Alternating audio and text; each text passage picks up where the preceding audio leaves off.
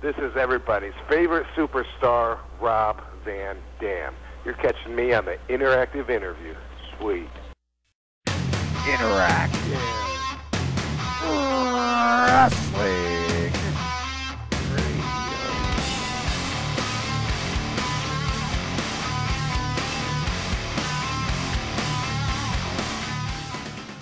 Hello, everybody, and welcome to a special edition of the Interactive Interview on interactiveinterview.com, courtesy of ProWrestling.com. Our special guest today is Rob Van Dam. Rob, how you doing? I'm doing good. Glad to hear it. The first question we got for you is a very blanket question. It's, were you a wrestling fan growing up?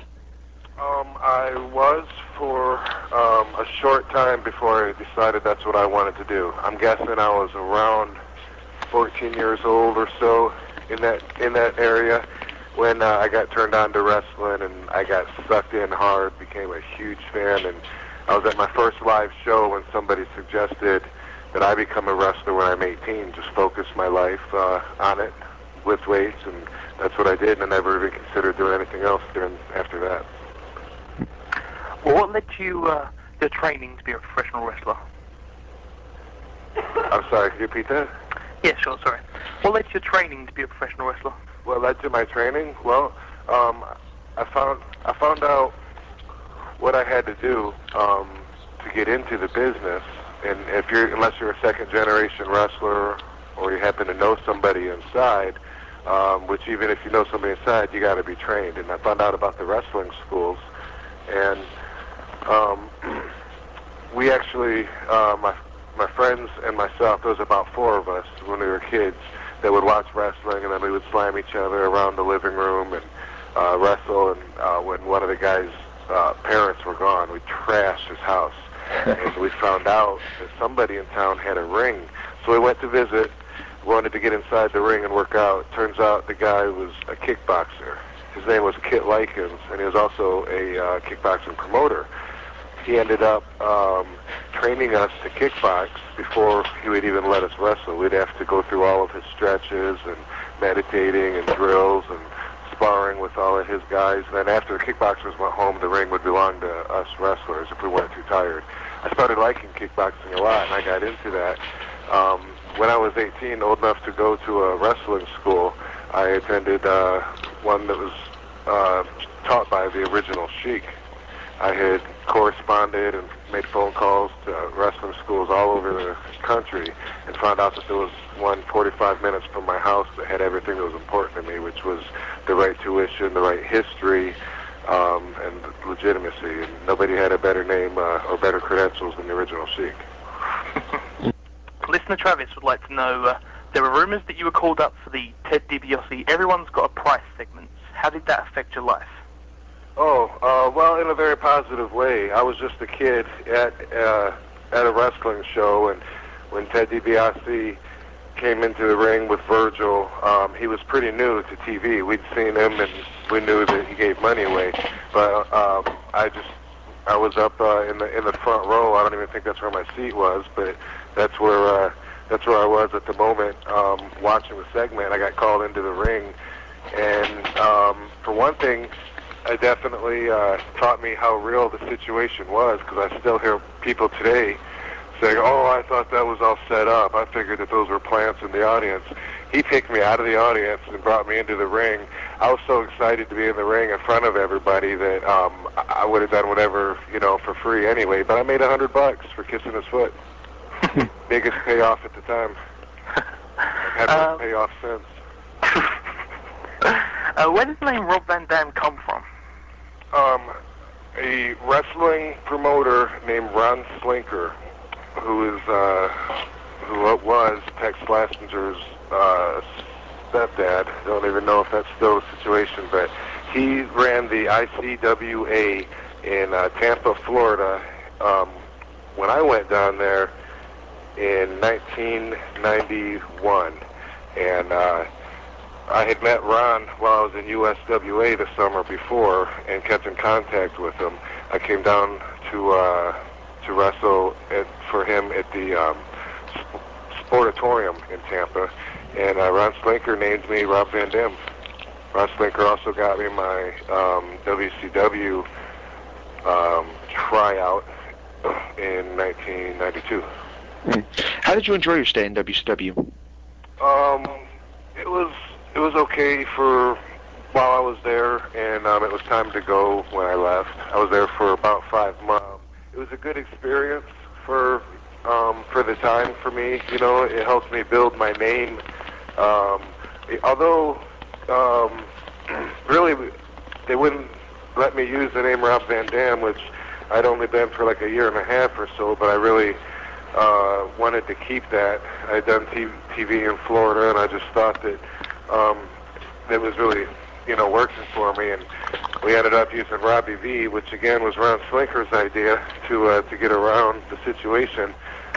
And but anyway, after about 5 months, I'd had enough of there because I wasn't making any money there. In fact, I was losing money that I had before I started with them, and they really weren't doing that much with me. Bill Watts hired me.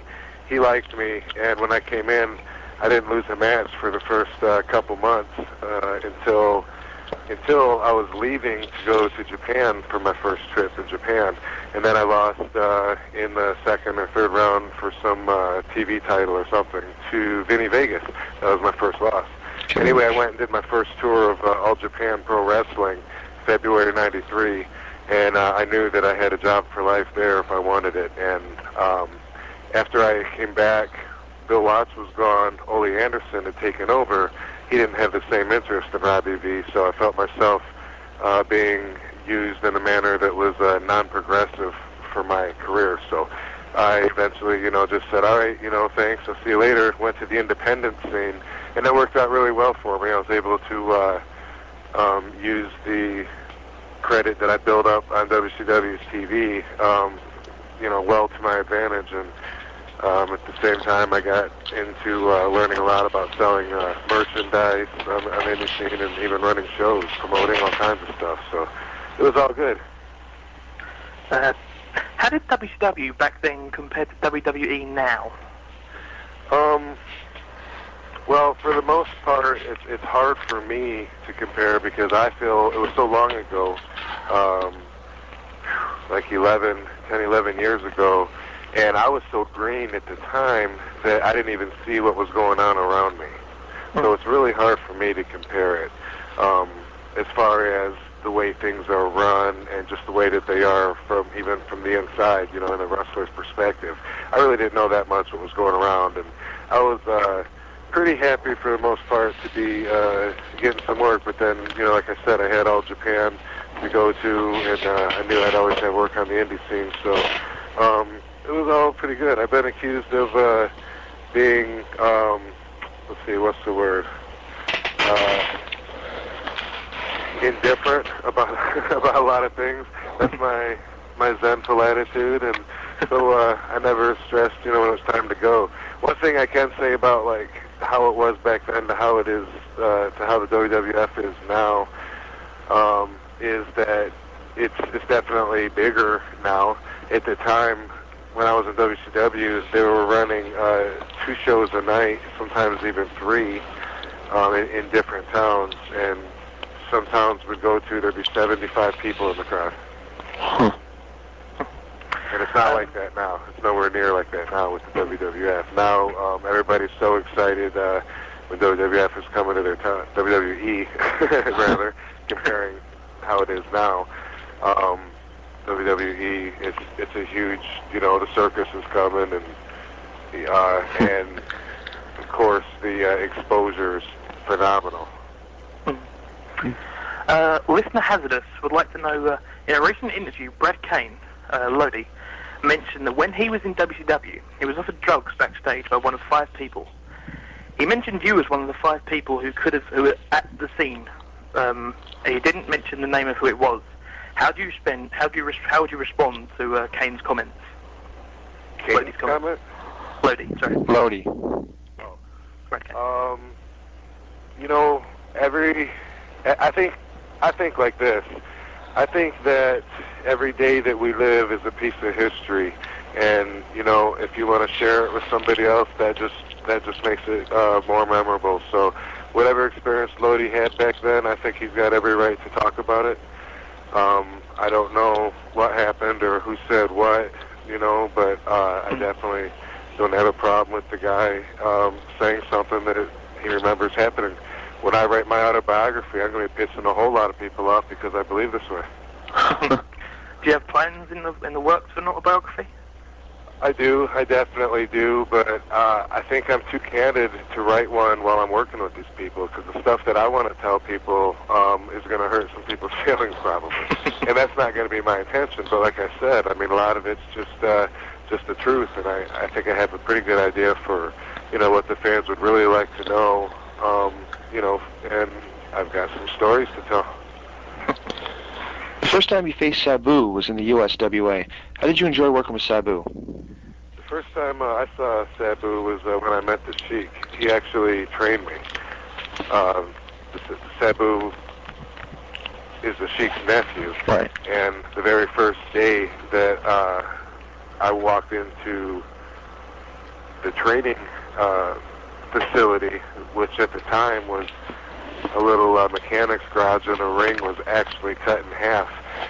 The Sheik took a look at me. I think I weighed all of maybe 185, 190 pounds, and I was trying to tell him, that I was 200, and I just wanted to be accepted. I wanted him to say that he would allow me in. He threw me in the ring with Sabu, and he had Sabu stretch me and try and test me for leverage and for balance, and I don't know what I they wanted to see what I had, and I don't know, whatever I did must have been okay because they accepted me in, and I wrestled Sabu more probably in my career than I've wrestled any other wrestler until we left ECW. We had been in quite a few territories together, and I learned a lot from him about wrestling and about principles and a value system to hold on to, and at the same time, I taught him how to do a little bit of acrobatics. How did you get your job with ECW?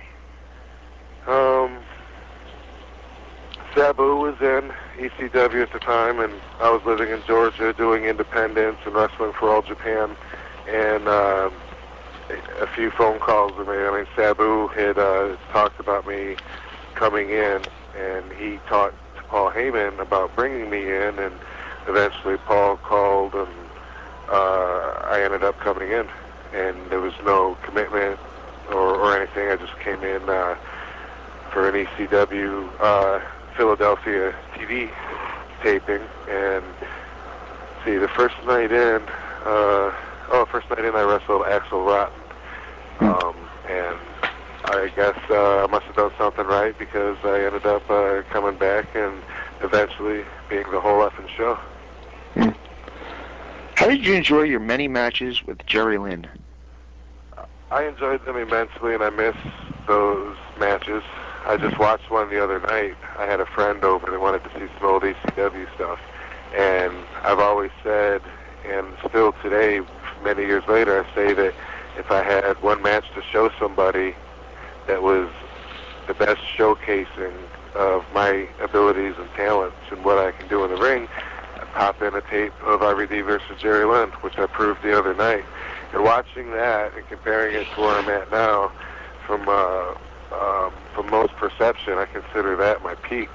Now I'm a bigger superstar, and I'm being compensated more for it.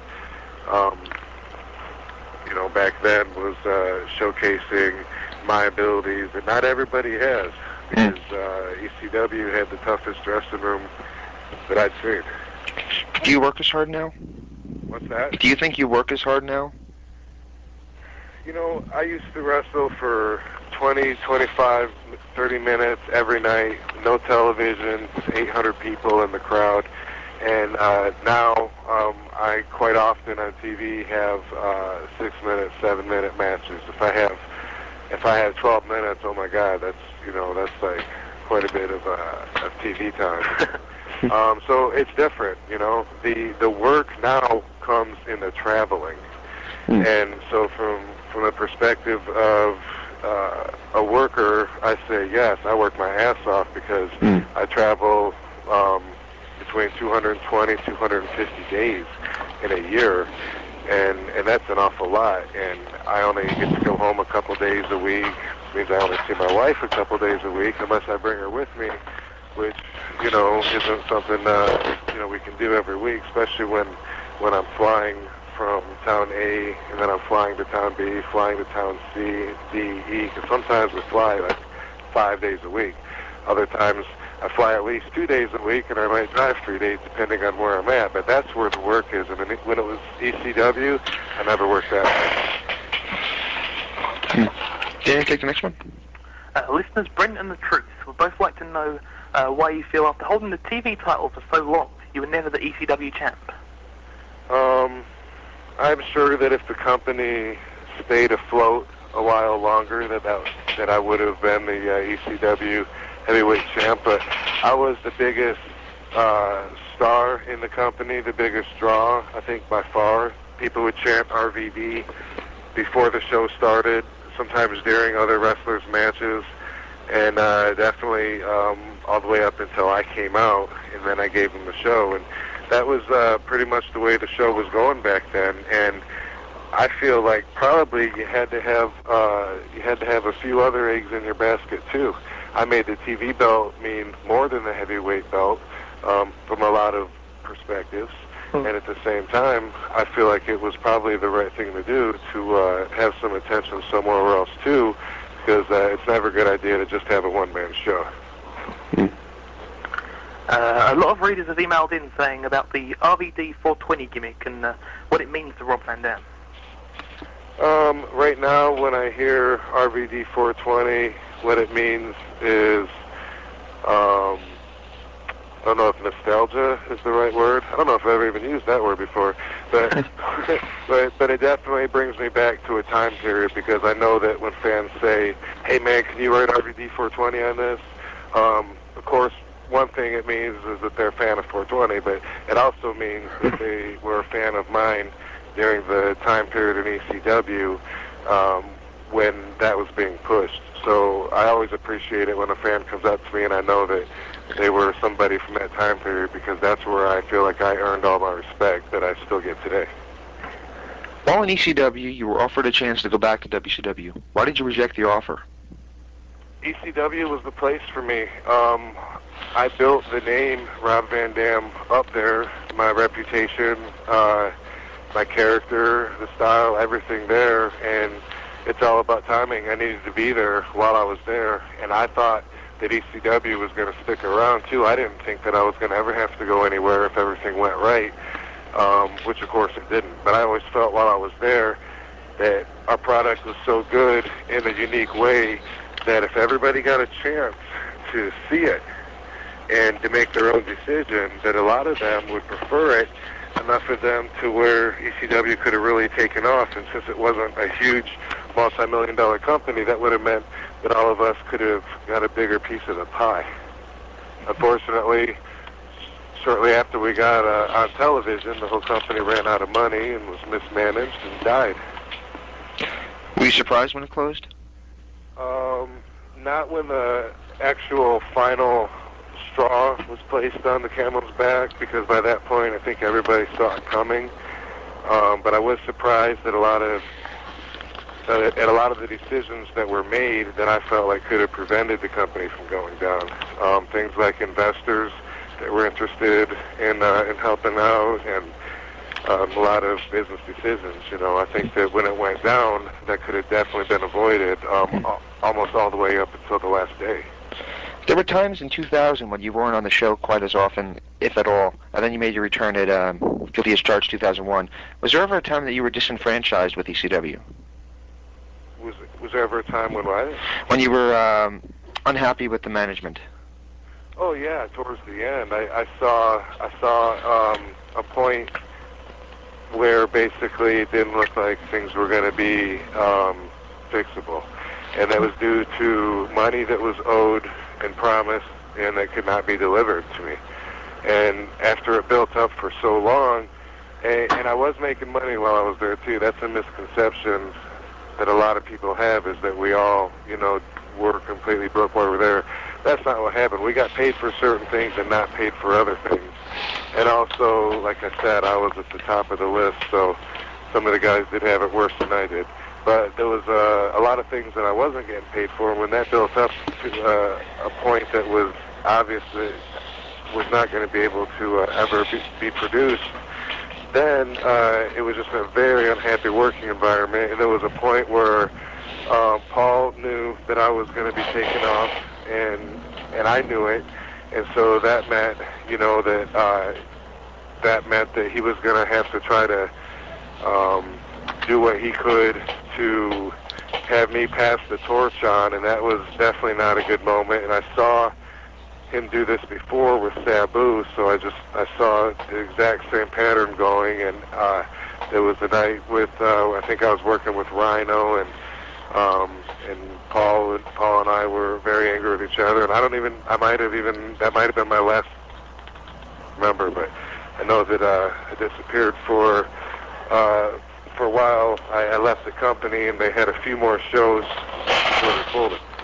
And then I came back to work the last pay-per-view, being paid up front, of course. Listener Kelly Williams would like to know that while you were working with ECW, Mark Madden was doing the finger gestures of Rob Van Dam and calling himself the only Mr. Monday Night that's actually on Monday Night TV. How did you feel about that? Well, I felt like, one, he was probably a big fan of mine, and two, he was a geek. I felt like he was trying to belittle me in some manner, which that in itself was insulting enough to not give him any credit from my own perspective. And if it was meant to compliment me, I didn't really take it that way, but it wasn't anything that I put much energy into. Like I say, I just said, what a geek. Daniel, take next one. Listener John Sears would like to know if you miss your old ECW entrance music. Of course, just like everybody does. But I do like One of a Kind a hell of a lot better than what they played when I first came in. But I miss Respect by Pantera, absolutely. Like I say, that just reminds us of that time period, back when I was the whole fucking show instead of the whole damn show. There is a difference, and everybody knows it.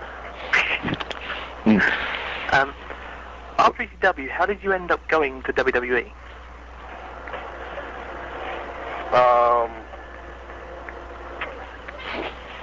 I had, taken time off and was doing my own thing, and when the time came to where I was, ready to talk to them, I just actually believe it was Paul Heyman that I spoke to and said, hey,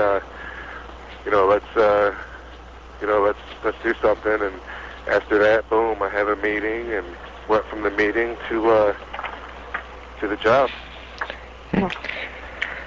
How do you answer reports that said you were too stiff when you started in the WWE? I have always been considered snug, I think. It's a style that the Sheik trained me, and then when I went to Japan, I learned that I wasn't stiff enough. Those guys would all beat the hell out of each other. And when I came into WWE, I had the hardcore title. That meant that every night it was hardcore matches. Nobody up there knew how to take the Van Daminator. The chair would bust them in the eye. Of course that's going to happen if you're staring straight right through it, if it doesn't hit you in the nose. And we were fighting with ladders and all the hardcore elements, so there was a lot more blood on a nightly basis, and it was a lot of different guys that I was working with that were coming after the hardcore title. So when the hardcore title dropped, then there goes that element. Then I got to hit somebody actually with my fist or with my boots, make them bleed, and that's not going to happen quite as often. Do you miss the fact that the hardcore title isn't instated anymore? The hardcore title is the favorite title that I've had, and since I've been in WWE, and of course I've got the Intercontinental, and I've had the whatever, European, the tag belts. I missed the hardcore title. I think that I added much more credibility to it than anybody planned, and I think that's why we don't see it anymore. You're the current Intercontinental Champion. Is there any reason, in a recent interview, you didn't seem too jazzed about being the champion? Is there any reason why you're not? Well, it's cool to be the champ, you know, but as soon as I get the belt, all the fans are already saying, hey, when are you going to go after the big belt, you know, and I think that that's the fans' perspectives, at least for the most part, the way that I get the feedback anyway from them, and everyone wants to know. That's the number one question I get now. When are you going to get a shot at the title? What are you talking about? I've got the title. I'm the Why I would, because basically, like I said, I got a job and I'm going to do it, and I'm going to do it well. One of the moves that, in the fans' eyes, will make the match special is the Van Terminator, and recently Shane McMahon and Kid Cash have both copied it. So is there a new high spot that Rob Van Dam's got in mind to top the Van Terminator? When I came up with the Van Terminator in ECW, the style was so progressive that we constantly had to outdo each other and ourselves on a weekly basis, because that was the demand from the crowd, and that was the style. That's what we were about. That's how I came up with the Van Terminator. That's how I came up with the Van Damnator. Spin kick a chair into somebody's face, and then I had to outdo it, and I had to jump off the top rope and kick it into someone's face. Then I had to place them on the top rope and have Fonzie hold the chair, and I'd come across from the other corner and kick them, which I missed doing that one, by the way. Eventually I came up with the Van Terminator. Do I have that drive today to outdo myself and to constantly show that I've got more and more to offer? Not really. I don't really have that same drive. It's more of a consistent being out there, and, you know, I mean, certain wrestlers are going to bring more out of me and out of other wrestlers than other wrestlers. It's the combination when you get in the ring. And definitely if I have a run with somebody that brings that out of me, then yeah, I've got a lot more to show. But do I have something planned that I'm going to unleash at the next pay-per-view? I got RVD to unleash.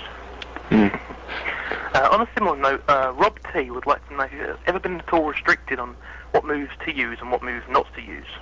No, it's not so much a restriction. A lot of the fans want to know, how come you don't do all this anymore? It's not so much a restriction. It's more of, it's just a different atmosphere. It's a different ring. It's a different group of wrestlers. It's different ropes. You know, the ring is bigger. The ECW ropes were cable, and they were so tight you could count on them. Right now, these ropes are bigger. They're nylon. And for the most part, they're loose, you know, so it's taking a chance just going up to the top rope. A lot of it isn't worth the risk anymore. In ECW, the risk meant a lot more. Now it's not so much the risk. I don't want to slip or take a chance of, fucking up so much today as back in the day when we were, like I said, outdoing each other all the time, and the mess-ups in those matches sometimes were more brutal than anything that we could have been trying to accomplish anyway, with the tables and the cement floor and all that. So, what was the question? No, I haven't actually had anybody say, so much like, no, you can't do this. I mean, obviously, I can't do the Van Daminator every night because the chair is illegal in the WWE. And really, though, the whole mission is different from when I put my boots on and I'm going to work tonight. What I'm hoping to accomplish is a lot different than it used to be, and because of that, a lot of the stuff doesn't fit in as much. Yeah. I'm not going to waste the Van Terminator in a 4-minute match. It's not going to happen. Since we put the interview up last night, allowing fans to ask questions, the most common question, and I think we got it actually over 100 times, which is absolutely ridiculous considering how many questions we get for other guests. They want to know how contract negotiations are going, since the rumor on the internet is your contract expires soon. Okay. We have not really reached the stage yet that I would call starting negotiations. So that's the honest answer to that, is that I have that to look forward to in the near future. And in the meantime, I am optimistic, but nobody knows for sure what's going to happen, but I know that they'd like to keep me, and I'd like to keep working for them with a deal that everybody's happy with, mostly me. Got to wrap this up pretty soon, too, guys. Just one quick question for you. Well, we got a couple more. Well, we'll try to make them quick. What is the WWE's opinion, or at least the WWE Superstars' opinion, of other rival promotions starting up like NWA TNA? Everybody's got their own opinions. You know how that goes. But for me, I appreciate it. I hope that they do well, and I hope that they can build up to a much larger level than most people are expecting. I hope that other groups can pop up as well, and I know that a lot of them certainly have tried, and I don't think that anybody's gonna build up and be competition to the McMahons. I don't see that happening. But at the same time, I feel like it's important to offer alternative selections to the wrestling fans. I've always felt like that, and I'm one of the guys that came up, through the 90s on the independent scene, 5 guys to a hotel room and sharing the car and all that. I'm one of the guys that came up that way, so I'll always have an appreciation for the independent scenes and for other groups. I mean, if somebody wants to make it as a pro wrestler nowadays, that means if they want to be at the top, they have to work for the WWE. If it wasn't for groups like the TNA or other groups that might be out there that I probably don't even know about, if it wasn't for groups like that existing, that would mean that everybody's chances of landing a job in the wrestling business would be much, much less. I have a lot of friends that don't have a contract with the WWE, and I hope that they get a good place to work as well. What can you tell us about your new store, 5 Star Comics? Yeah, there's what I want to talk about. I have been a comic book fan like all my life, even though I tried to get rid of it a couple times, and of course sold most of my collections and kicked myself in the ass for it now. But so I just, most of the towns that I travel to, if I have extra time, between landing at the airport and going to the arena, I try to visit comic book stores. I always look in the yellow pages and try and see what's available. So it was just a natural progression to open one up. I have a friend that's in the comic retail, and we've been talking about it for a while. We decided, let's put my name on it and just go for it. And we opened up RVD's 5 Star Comics. We're inside a mall out here in Los Angeles, and having a lot of fun with it. We opened up July 22nd, and so far we've had a superstar there every month to sign autographs, which of course is something that those other comic book stores can't offer. Had Booker T there in July, had RVD there next, then had Rey Mysterio, and then Tajiri. This month we have Ivory coming in on her birthday to sign autographs, and then Lita will be there next month. So it's really cool. We've had huge turnouts for these signings, and I'm having a lot of fun with it. I have big plans for the store, especially for the website, which should be open within the week, 5starcomics.com, just number 5. Can you give us some more information, such as like the exact location and opening times and stuff, for the listeners that want to pop along and see the store? I'm running for a business card right now, as you asked me, but we're inside the Lakewood Center Mall, which is about a mile north of the Long Beach Airport. And like I said, we're right by Target, because it's a big mall, so it's hard to find us, but there could be.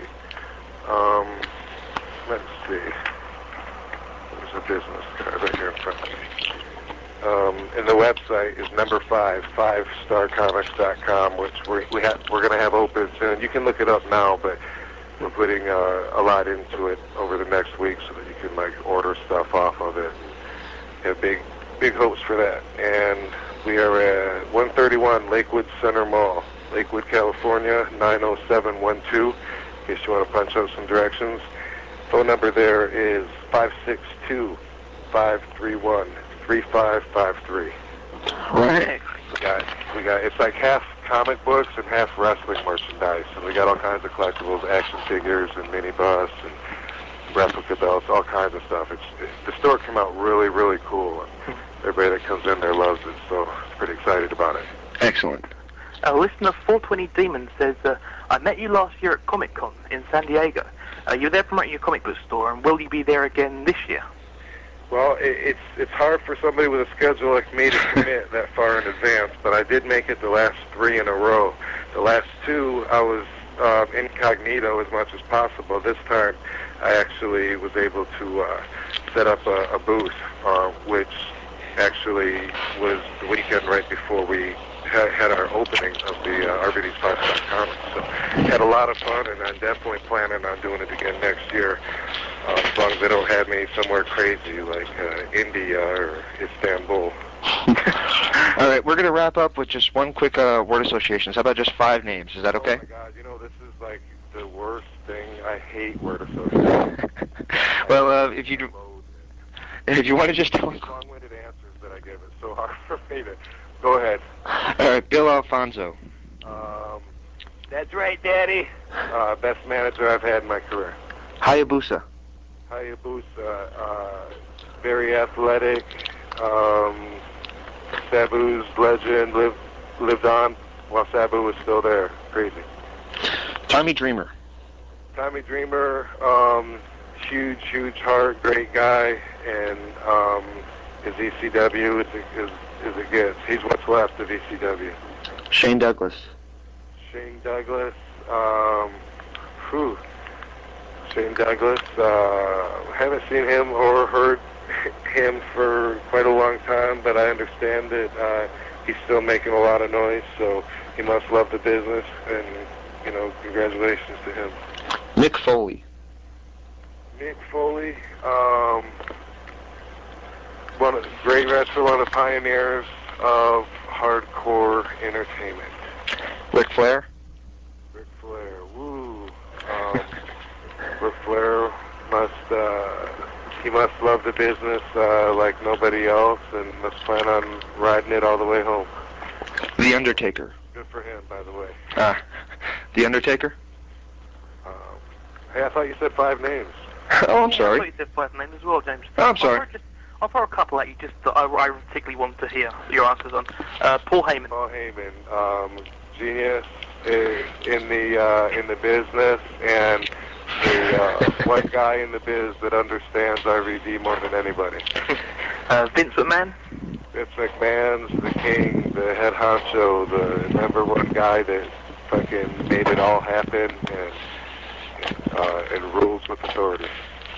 And one final question to completely round it off. This is actually officially the most asked question that we've had since announcing the interview with you. Okay. Finally, who do you see yourself facing at WrestleMania XX, and who do you want to face? I don't know who it's going to be. I have not heard any suggestions, and I'm the last guy to poke my head into a room and say, hey, what's going on, fellas? I'd rather know 5 minutes before. That's the way that I operate best. But WrestleMania, for me, I would love to have a rematch with Christian for the Intercontinental title with a ladder. That would be sweet. That's the best match I've had in quite a while, and I know we can do better, and that'd be awesome to have it at WrestleMania. Excellent. We can't thank you enough for this time. We're sorry we took so long. Cool. All right, guys. All right, thanks a lot. Have a good day. And remember to check out 5starcomics.com, that's 5 with the number 5, starcomics.com, for more information on Rob's store. Thanks, Rob. Excellent. Thank you very much. All right, see you. Bye. Stay tuned for more from the Interactive Interview. Enjoying what you're hearing? Be sure and check out WrestlingEpicenter.com on social media at Facebook.com/WrestlingEpicenter, on Twitter at James Epicenter, and of course, WrestlingEpicenter.com for 24-hour news updates, our interview archives, and all the other information you've come to expect from the Wrestling Epicenter. Hey, this is Jerry Lynn, and you're listening to the Interactive Interview.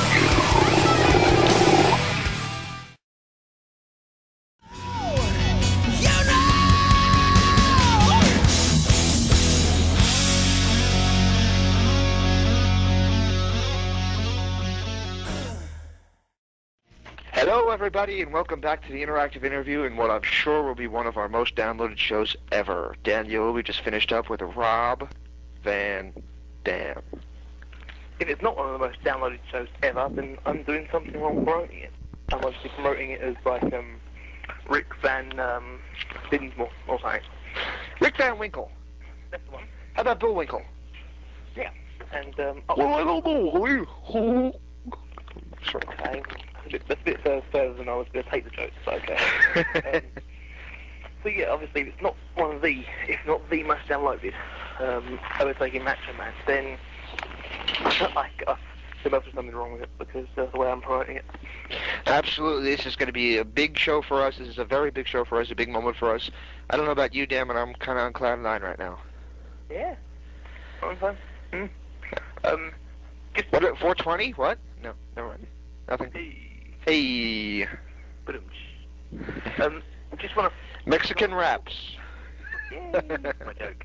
Before we talk about the actual RVD interview, I do just want to say a couple of things about the show and whatnot. Thank you to all the fans listening, basically because I haven't counted the entire downloads for the Jake interview. The full whole thing's online now. I haven't checked how many downloads that's done, or put together the amount that the part of it has downloaded. How many downloads we have for that? Yes. I haven't checked that yet. But on the website itself, I'm guessing thanks to the Jake interview, because I don't know what else we've done this month, apart from Tully Blanchard. I'm guessing thanks to that, we've had when I checked yesterday, on the 19th of November, it was already the most popular month on the interactiveinterview.com by around 10,000 unique visitors already. Wow. Still got a long way to go. Basically, the fact of the matter is that when I promote the show, including the transcript on whichever website you read the show from and download it from, I'll link to the audio. So fans don't necessarily have to go to the interactiveinterview.com in order to get the show, which is, in my opinion, is why the website doesn't do the humongous amount of hits that 3strandwrestling.com does. Right. Because of the ease of access, ability to the shows. Right. So, own downfall, making the shows easy to access and whatnot, and it's not making me as much money, but, damn, I must be doing it for some other reason. God, I sound like Jake Roberts, don't I?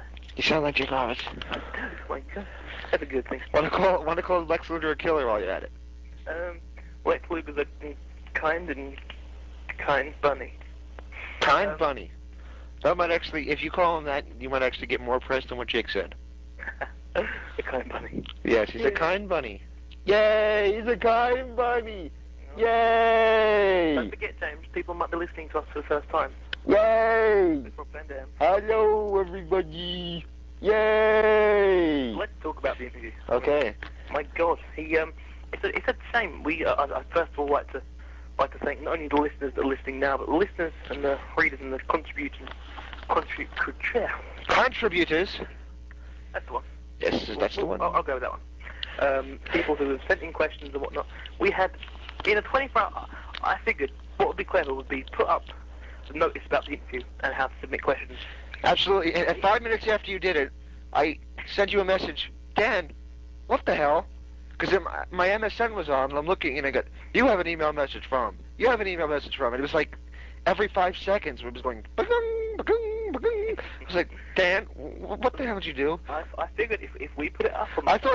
I was bad-mouthing somebody at the time, and I thought that person was email bombing me at first. And then I went, wait a minute, okay. These are all different email addresses.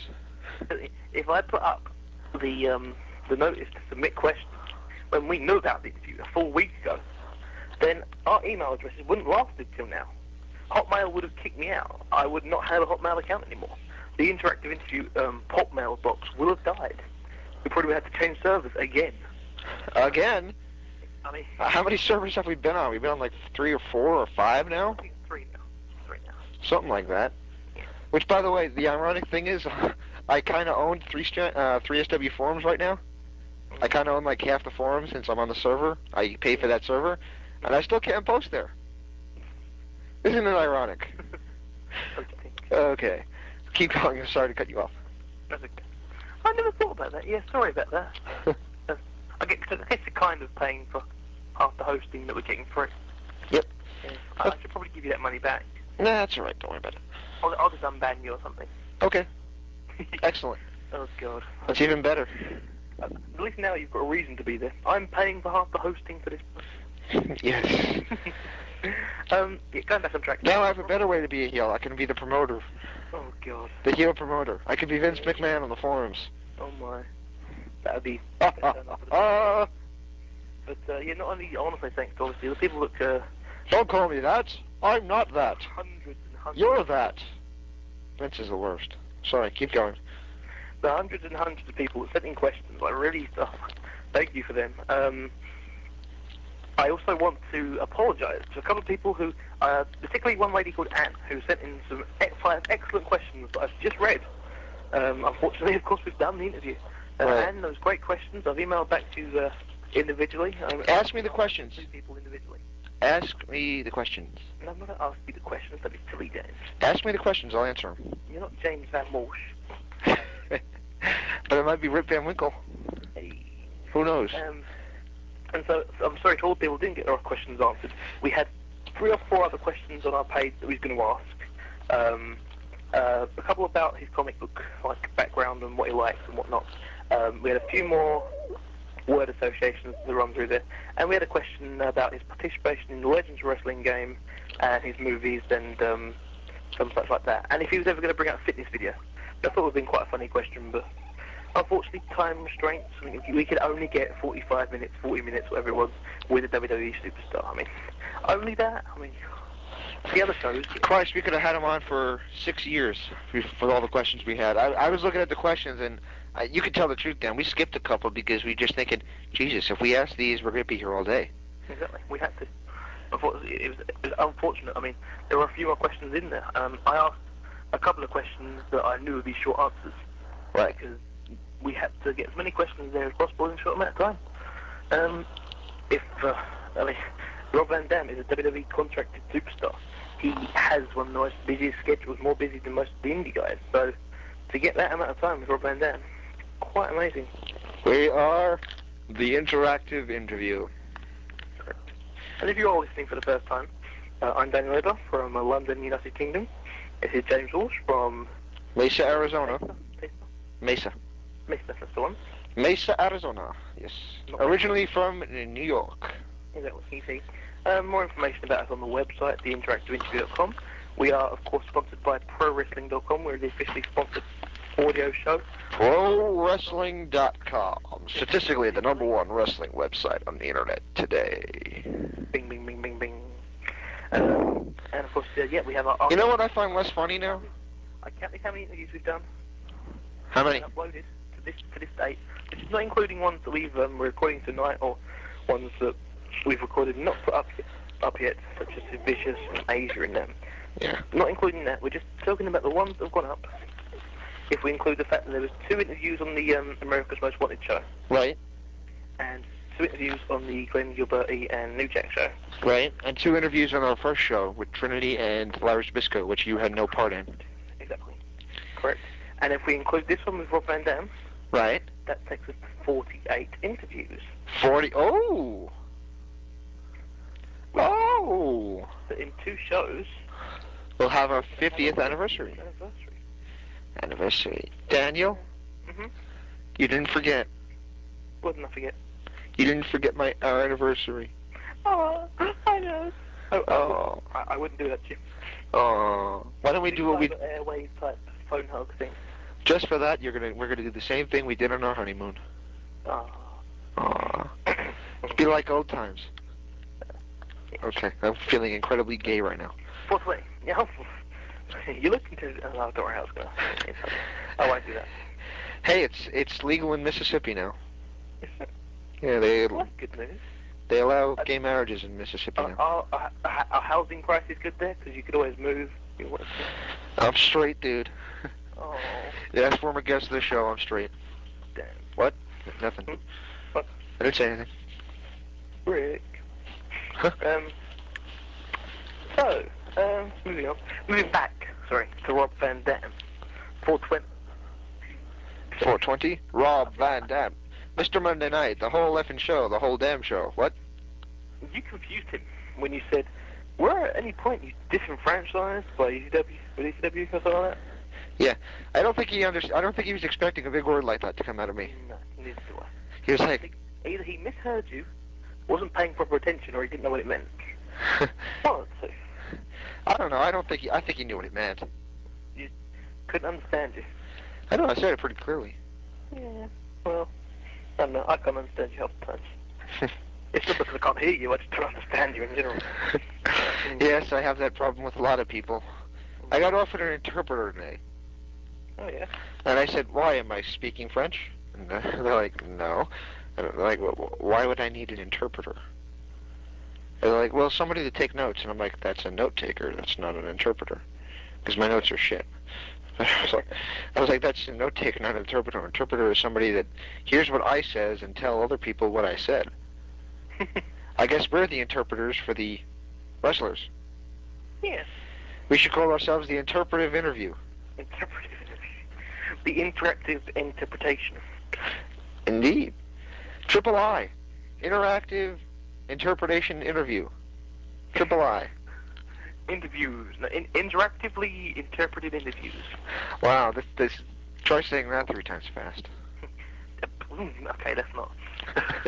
I was going to try it, and I think I messed up at the first I. So. All right, well, once again, we can't thank Rob enough for the time. He was telling us, after we hung up on him once, long story, he was telling us that he was short on time, so we tried to hurry him up. We feel bad that we kept him as long as we did, but we are very grateful that he gave us as much time as he did. Very nice guy, very nice gentleman, very pleased to have done that interview with him. Kept to the time that he said, to the date he said. Busy man, busy schedule. Probably couldn't, as he said, he can't plan his schedule too far in advance, but he managed to plan us 1 week in advance, and we got the exact time and date that he promised us. Right. Brilliant. Check out 5starcomics.com. 5 of the 5, and Star Comics. That's the numeral. Indeed. Check out that for more information about him. And that would be the actual numeral, the number 5, you know, the squiggly thing, not the IV or V, whatever the hell it is. Exactly. Not Roman numeral, just numeral. That's one. Yes, it is. Otherwise, it would be vstarcomics.com. Exactly. V-Star. V-Star. And of course, he mentioned how he's had WWE superstars at the store, which I'd be very doubtful if any other comic store in the world can offer you that. So if you're a comic fan, who happens to be a wrestling fan, obviously, listening to the show, right, check it out. Worth a visit if you're ever in the area, or worth a visit if you've got money and you want to pay for a plane ticket. All right. Jeff Jarrett might do. What do you mean by that? Not just, you know, how in TNA he paid for a plane ticket to go to Japan? Although obviously he didn't really pay for it, but you know, the angle. Sorry, I was watching a TNA tape supplied by Dave Corleone last night. Excellent guy. So the week 65, 66, sorry, week 68, 69, 70, and 65, 66, 67. So I hadn't had a chance to catch the old one yet. Been a tad busy. Uh-huh. And you saw about the... they're doing a good job with the angle. The only problem is they got to have Hogan on soon. Because now it's getting to the point where, like, well, yeah, you keep saying you got him, but do you really got him? And there's one thing I have a problem. Does he tape the preview shows for you, the 30-minute preview? No. They're running on the preview shows a clip of Hulk Hogan saying, "Yo, TNA fans, you're watching NWA TNA." Why don't they put that on their commercials? I don't know. That should be what they show instead of like a basic AJ Styles, a great wrestler. See him on NWA TNA every Wednesday night. That's just kind of like blanket. Why don't you say, if you show Hulk Hogan and then you show Jeff Jarrett beating the shit out of him, and then you show Sting. Maybe Sting, but you don't want to give people the false impressions that these guys are there every week. You want to give them, also let them see AJ Styles doing his moves, and America's Most Wanted doing the death sentence maybe off the top of the cage. As many things as you can to promote your own guys. I must say that I am now pushing and pushing for the interview with Sanjay Dutt. I've spoken to him online a couple of times. We've tried calling a couple of times, spoken to his girlfriend, right, nice lady, pushing, because for the first time properly, I've seen clips, Right. I've read reports and whatnot, but I've never seen a full match from Sanjay Dutt until last night. And I've seen all of, or I think 3 or 4 of his TNA performances now. Right. As of last night. He is, talk about a new guy with a new phenomenal in NWA TNA. Right. You got Sanjay Dutt, he's absolutely, his, that Jarrell, something like that, with a 630 move. Splash. I forget what he called it, but it was pretty funny. It was something. Pretty impressive. It's like a double senton. It's a double senton with like a flip with it too. It's impressive. Which was quite good. And then, of course, the Hindu press. That's the one I was thinking. And the cow cut. His upper signature move. But yeah, definitely. Sanjay will be on the show within the next couple of months. You can mark my words about that. Absolutely. Mark my words, yeah. Well. Big pen underneath it. And if you're lying, what happens? If I'm lying, then I will find an impersonator and get them to play the role of Sanjay Dutt. So that I'm not wrong. Do they have 7-Eleven in England? No. Okay. Nobody take offense to why I just asked that. It's not what you're thinking. Good. And Daniel doesn't get the joke, so I'll explain it to him after the show. Yeah. Okay. One final thing, I'd like to say rest in peace to my steel chair. I had a steel chair from IKEA, which I think I talked about on The Asia interview, which is not up yet. The Asia. Oh yes, I haven't. It's kind of working backwards. Right. We recorded the recap for the Asia interview last night, as it was supposed to go up last night, but it didn't. So, oops. Where were we?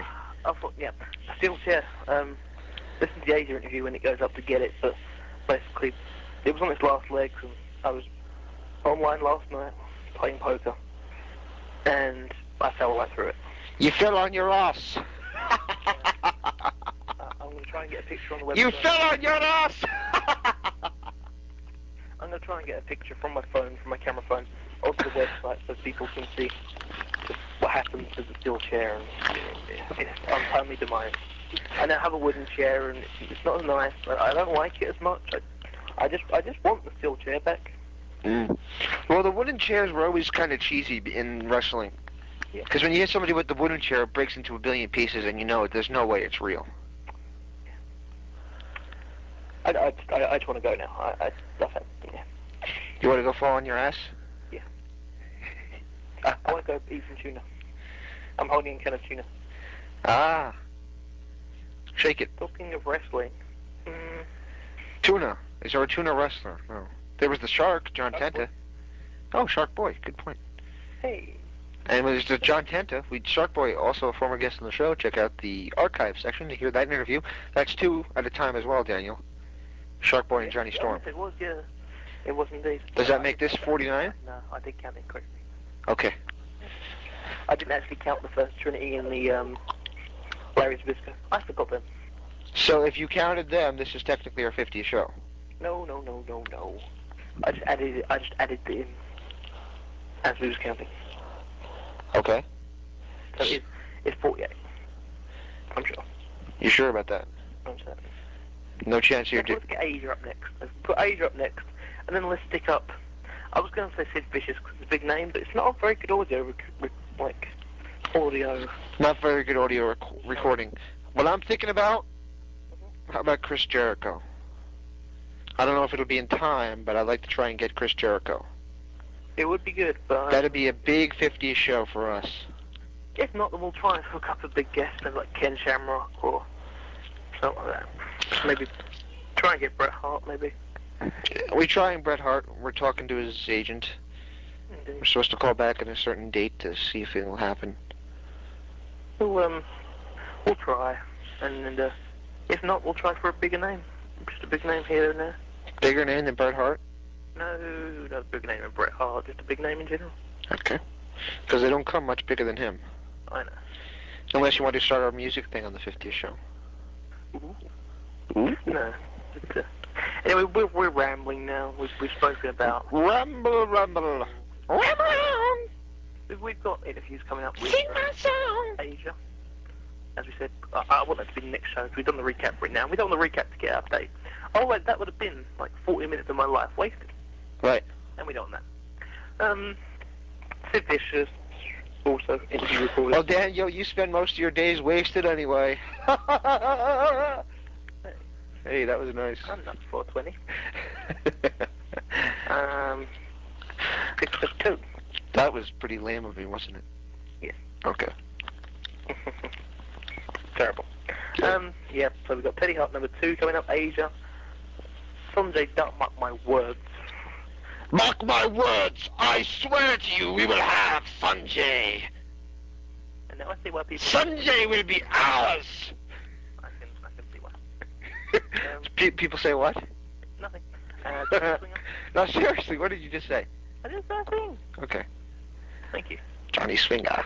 I know who we can try and get for our 50th show. It don't mean a thing if it ain't got that swing. Swing. Ernest the Cat Miller. Uh-huh. I know. I'll stop throwing out names. You know what we should do then? We should call his mama. Hey. Ernest Miller and his mom. Or Buff Bagwell and his mom. We should get a mum's show. We had Buff. Oh, nice. We got Mike Sanders' dad's number, so we could get like a parent show. I don't think that would go over very well. No. Why the hell are you talking to me? Well, Judy Bagwell is a former tag team champion, which is frightening. Yeah. So that's cool. We should call up Buff after this and say, "Hi, Mr. Bagwell. Can we have a contact number for your mother? We want to interview a former tag team champion." Oh, great. That'll go over well. Anyway, let's call this one a day because I'm going to go and watch the Survivor Series rerun. Survivor Series! I liked it! You know, we're going to talk about Survivor Series in our next interview recap with Asia. I liked it! Because we recorded it last night, so... Liked it. I'm coughing now. It's time to go. You coughing? Mm. You're supposed to hit the cough button on your recorder. Okay. That's right, I have the recorder. Alright, that's nice. Alright. That's a good story you told. Yes, it is. And to all the other radio shows that did not get Rob Van Dam for 40 minutes and get the quality interview, I just want to say, in your face. Oh, but one thing I do want to quickly say is, if you enjoyed that interview, then check out our archives. Yeah? Because we've got, like, good interviews in there as well. Right. And stuff. So We have stuff in there. 47 other ones. They're good and stuff. So. Well, email me. Bye-bye. Email you? No. You like asking for a date? By the way, that webcam girl never emailed me from the Pro Wrestling Forum. Serious, email me. No, just kidding. And I'd like to send our special wishes out to Rick Baer, who's undergoing surgery tomorrow. Indeed, Rick Clark. Right. Author of the Pro Wrestling Encyclopedia. Right. pwbook.com. Order it. It's a very great service. And very great. Very great. Yes, I graduated last. Myself and James are both owners of a copy, so Right. what better sort of recommendation can come than me and James? Right. Excellent thing, and a special wish to somebody who wishes to remain nameless. Best wishes to her as well. If you ain't got that thing. Right. You ain't got that? Well, we should save that for the Johnny Swinger interview. Yeah, we should. Okay. I guess. Yep. Yes. Uh-huh. Bye-bye. In your face. Bookings.com. Oh, and in your face. Just in your face. Okay.